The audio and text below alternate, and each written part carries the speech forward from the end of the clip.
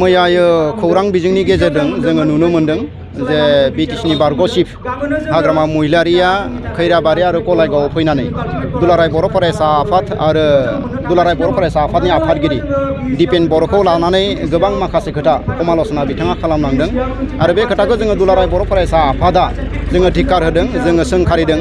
मानोना दुलाराय बर' फरायसा आफादखौ लानानै बिथाङा जिखिनि बाथ्रा बुंदों बे गमामायैनो बे मुगैथावना आरो बेबायदि सोंखारिनिफ्राय हाग्रामा महिलारिया जाहाथे गोजानाव थायो बे खोथाखौ दिनैनि नैबे हाबाफारिनि गेजेरजों जोङो बिथांखौ फोरमायहरदों। आरो मैयायै जिखिनि दुलाराय बर' फरायसा आफादखौ बिथाङा सोंखारिबाय, बेखायनो दिनै जोंहा हाग्रामा महिलारिनि मुसुखाखौ गलायगाव आन्चलिक एबसुनि लांगोना मोखांनिफ्राय जोङो रेलि खालामनानै नैबे गलायगाव टाउननि माजमजिया गेजेर जायगायाव जोङो बिथांनि मुसुखा बानायना जोङो सावनो नागिरदों। कारना जाबाय हाग्रामा महिलारिया जाहाथे भबिष्यतआव दुलाराय बर' फरायसा आफादखौ गावनि राजखान्थिनि लाबा लाबनि थाखाय जाहाथे बिथाङा दुलाराय बर' फरायसा आफादखौ सोंखारिनाय बा दुलाराय बर' फरायसा आफादनि सायाव बा एबसुनि आफादगिरिनि सायाव बिथाङा जाहाथे गाज्रि गाज्रि बाथ्रा बुङा, बेनि थाखाय जोङो नैबे हाबाफारिनि गेजेरजों जोङो बिथांखौ सोंखारि हरदों। बिथाङा राजखान्थियाव बबे राजखान्थियाव थानानै राजखान्थि खालामो जोंहा बुंनांगौ गैया। दुलाराय बर' फरायसा आफादखौ UPPLजों बिथाङा रुजुदों, नाथाय दुलाराय बर' फरायसा आफादनि जोनोम जानाया दिनैनिफ्राय 55 बोसोर सिगांनि। UPPL राजखान्थि हान्जाया दिनै गोदानसो। दा बेखायनो UPPL राजखान्थि हान्जा आरो दुलाराय बर' फरायसा आफाद बे आलादा आलादा। राजखान्थि हान्जानिनो खामानि मावगोन, नाथाय जोङो एबसु हिसाबै जों एबसुनि खामानिखौनो मावलांबाय थागोन।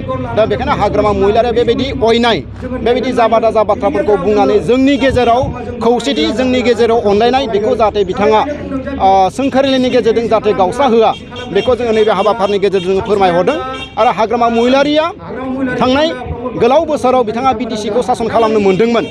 बिथाङा मोनथिना मोनथिया जोङो मिथिया, बे देगा बे हादरा गणतन्त्र देगआव रायजोआनो राजा।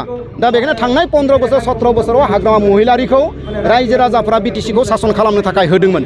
नाथाय बिथाङा थांनाय 15 बोसोर 17 बोसोराव BTCखौ बिथाङा सासन खालामनायाव फेलें जादों, जायनि थाखाय दिनै BTCआव थानाय रायजो राजाफोरा हाग्रामा महिलारिखौ BTCखौ सासन खालामनो थाखाय बिथांनो दायित्व होआ। दा बेखायनो हाग्रामा महिलारिया पुनरबार दायित्वआव थानो थाखाय बिथाङा एबसु बायदि संगठन, बिथाङा एबसुनि आफादगिरि दिपेन बर' बा बेबायदिनो गुबुन गुबुन सोरखौबा टारगेट लानानै बिथाङा बाथ्रा बुङो। दा बेखायनो नैबे हाबाफारिनि गेजेरजों जोङो हाग्रामा महिलारिखौ जोङो थोंजोङै जोङो सोंखारि हरदों। एबसु बायदि एबसुनि आफादगिरि बायदि बा बेबायदि गुबुन गुबुन दल संगठनखौ लानानै बिथाङा जाहाथे सोंखारिनानै जोंनि गेजेराव अनलायनाय, जोंनि गेजेराव जौगानाय, जोंनि गेजेराव खौसेथि बेखौ जाहाथे बिथाङा सेफाया, दायित्व होआ। दा बेखायनो हाग्रामा महिलारिया पुनरबार दायित्वआव थानो थाखाय बिथाङा एबसु बायदि संगठन, बिथाङा एबसुनि आफादगिरि दिपेन बर' बा बेबायदिनो गुबुन गुबुन सोरखौबा टारगेट लानानै बिथाङा बाथ्रा बुङो। दा बेखायनो नैबे हाबाफारिनि गेजेरजों जोङो हाग्रामा महिलारिखौ जोङो थोंजोङै जोङो सोंखारि हरदों। एबसु बायदि एबसुनि आफादगिरि बायदि बा बेबायदि गुबुन गुबुन दल संगठनखौ लानानै बिथाङा जाहाथे सोंखारिनानै जोंनि गेजेराव अनलायनाय, जोंनि गेजेराव जौगानाय, जोंनि गेजेराव खौसेथि बेखौ जाहाथे बिथाङा सेफाया।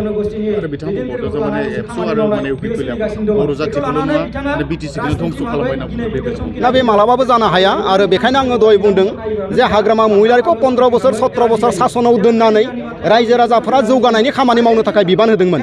नाथाय बिथाङा थांनाय 15 बोसोर 17 बोसोराव जौगानायनि खामानि मावनो हायिनि थाखायनो दिनै हाग्रामा महिलारिखौ रायजो राजाफ्रा बिबाननिफ्राय बोख्लायबाय। आरो बिथांनि जायगायाव गुबुन मानसि लानानै फैदों, मानगोनां प्रमद बर' बिथांखौ। आरो थांनाय गोलाव समाव हाग्रामा महिलारिया एबसुखौ टारगेट लाबोनाया दिनै गोदान बाथ्रा नङा, बे गोजाम बायदि जाफैबाय। नाथाय बिथाङा फेलें जादों। आरो फेलेंनि कारनाव जादों जिहेतु रायजो राजाफ्रा हाग्रामा महिलारिखौ नायगिरला। दा बेखायनो BTCखौ बासायनो थाखायसो, BTCखौ रैखाथि होनो थाखायसो हाग्रामा महिलारिखौ राजखान्थि बिबाननिफ्राय बा बिथांनि जि पावार, राजखान्थि जि गादिनिफ्राय बिथांखौ बोखारदों।